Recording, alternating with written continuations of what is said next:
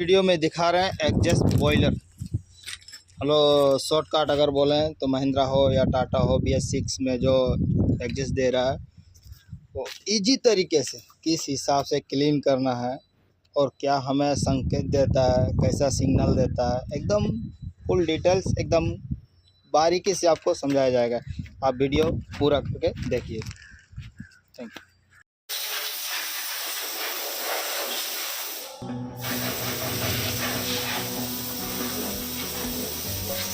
साथियों, यहाँ हम DPF यानी कि डीजल पार्टिकुलेट फिल्टर के रीजनरेशन से संबंधित जानकारी लेंगे। DPF इंजन से निकलने वाले धुएं में से सूट यानी कि कालिक को वायुमंडल में जाने से रोकता है। कालिक की मात्रा बढ़ने पर इसको जलाना भी पड़ता है और जलाने की इस प्रक्रिया को DPF रीजनरेशन कहा जाता है। वाहन में DPF रीजनरेशन स्विच डैशबोर्ड पर फ्यूल स्मार्ट स्विच के नीचे स्थित होता है। इस प्रक्रिया में और एक स्विच का भी प्रयोग होता है जिसे इनहिबिट स्विच कहते हैं। ये केबिन में बने स्टोरेज बॉक्स के पास स्थित होता है। ये एक ऑन ऑफ प्रकार का स्विच है तथा सामान्य परिस्थिति में ये ऑफ की स्थिति में होना चाहिए। DPF रीजनरेशन प्रक्रिया के अलग अलग प्रकार होते हैं जिनके बारे में हम विस्तार से जानेंगे। पहला प्रकार पैसिव रीजनरेशन कहलाता है। इस प्रकार में चालक को स्वयं से कुछ भी करने की आवश्यकता नहीं होती है। एग्जॉस्ट गैस का तापमान पर्याप्त होने पर कालिक स्वयं ही जलकर राख में बदल जाती है। इस प्रक्रिया के दौरान इंस्ट्रूमेंट क्लस्टर में DPF रीजनरेशन का कोई भी संकेत दिखाई नहीं देता है। इस प्रक्रिया में दूसरा प्रकार एक्टिव रीजनरेशन कहलाता है। यहाँ भी चालक को खुद से कुछ विशेष करने की आवश्यकता नहीं होती है और एग्जॉस्ट गैस का तापमान पर्याप्त बना रहे इसलिए। सही बात है, वीडियो में जो बता रहा है एकदम परफेक्ट बता रहा है। हमने खुद ट्राई करके देख चुका हूँ। आगे सुनिए, बता रहा है कैसे, आप देखते जाइए। तरीके से वाहन को चला रहे हैं उसी स्थिति में लगातार चलाते रहें। इस समय इंस्ट्रूमेंट क्लस्टर में DPF रीजनरेशन का संकेत हरे रंग में दिखाई देता है। जब तक कि ये संकेत दिखाई देना बंद ना हो जाए वाहन को चलाते रहें।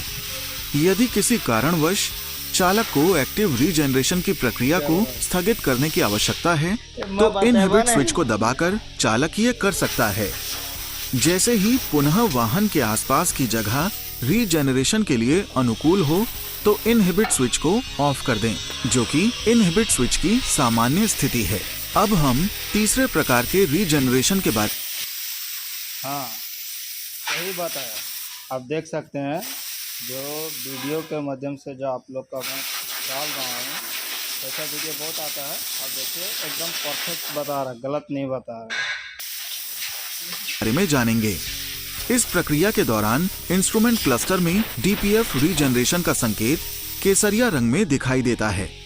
इसके साथ साथ बीप की आवाज भी सुनाई देती है।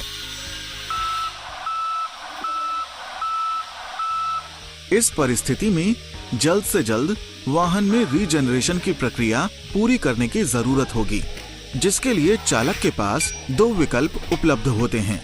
पहला विकल्प है कि यदि सड़क की स्थिति व नियम अनुकूल हैं, जैसे एक्सप्रेसवे, राष्ट्रीय राजमार्ग इत्यादि, जहां वाहन को 50 किलोमीटर प्रति घंटा से अधिक गति पर चलाया जा सके, तो वाहन को लगातार चलाते रहें जब तक कि इंस्ट्रूमेंट क्लस्टर में DPF रीजनरेशन संकेत दिखाई देना बंद ना हो जाए।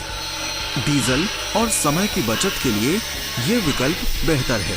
यदि किसी कारणवश जैसे कि रास्ते की स्थिति इत्यादि ये विकल्प नहीं है तो वाहन को जल्द से जल्द सुरक्षित जगह पर खड़ा करें और पार्क रीजनरेशन प्रक्रिया को आरंभ करें। इसको सफलतापूर्वक संपन्न करने के लिए इन बातों का ध्यान रखें।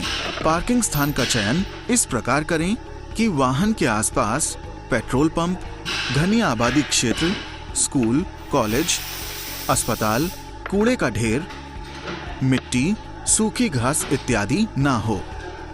अब पार्किंग ब्रेक लगाएं और व्हील चोक का भी प्रयोग करें।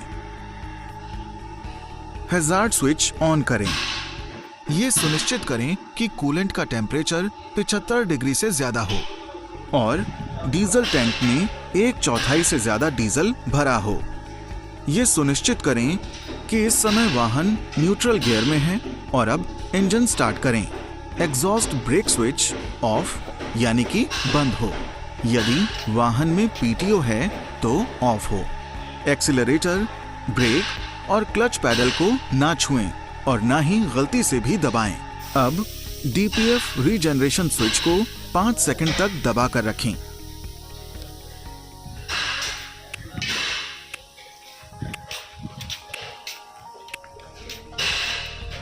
सभी शर्तें पूरी होने पर ECU स्वयं ही इंजन के आरपीएम को बढ़ाकर इस प्रक्रिया को शुरू कर देगा।